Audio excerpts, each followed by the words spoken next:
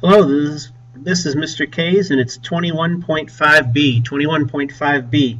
We've been looking at how English kings clash with Parliament. Well, there's going to be a shootout. England is going to suffer a civil war because you will have supporters of the king and supporters of Parliament.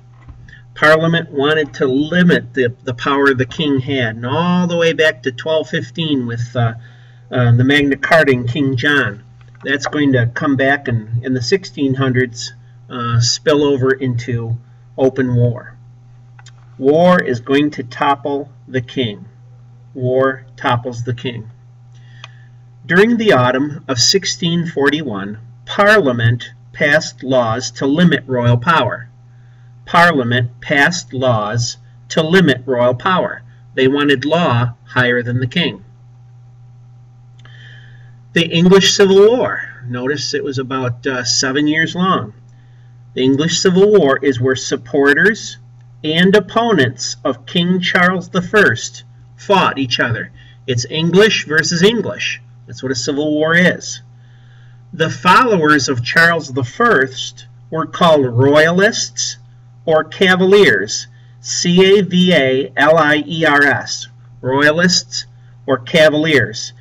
The followers of Parliament and their army were called Roundheads, R-O-U-N-D, Roundheads. It probably harkened back to the style of hair back then. You just put a bowl on somebody's head and cut around it. They were Roundheads. Now, Oliver Cromwell is going to be an important dude. He's a Puritan general who led the army against Charles I. So he leads the Parliament's army. He's a Puritan general who led the army against Charles I. The king is going to be captured, put on trial, and executed. He was beheaded with an axe. Now, this is the first time that a king is openly put on trial, charged, sentenced to death. Previously, they might have died in battle, they might have died of natural causes, or maybe even be killed in secret. But this is the first time that you have a trial in which a king loses his life. Well, who leads? Well, you don't have a monarchy anymore, and Oliver Cromwell is going to rule. In 1649, he abolished the monarchy and the House of Lords in Parliament. The House of Lords contained nobles. He got rid of them. And he got rid of the monarchy.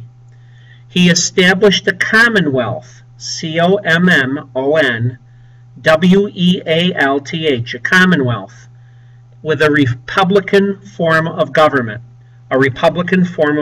in which the people elected their representatives. In 1649, Cromwell landed on Irish shores to crush an uprising. So, this dude is a great general, and he's going to be a very strict ruler. We're going to see how strict. In England, Cromwell and the Puritans sought to reform society. They sought to reform society. Who is this? Cromwell and the Puritan faction. They made laws that promoted Puritan morality, and outlawed sinful activities. What were the sinful activities? Card playing, going to the theater, dancing, probably drinking too.